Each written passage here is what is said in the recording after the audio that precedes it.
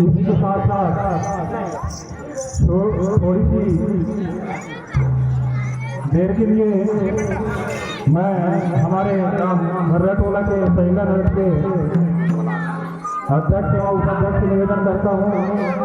वो यहाँ पर आने का समय है और इसी के साथ साथ जो है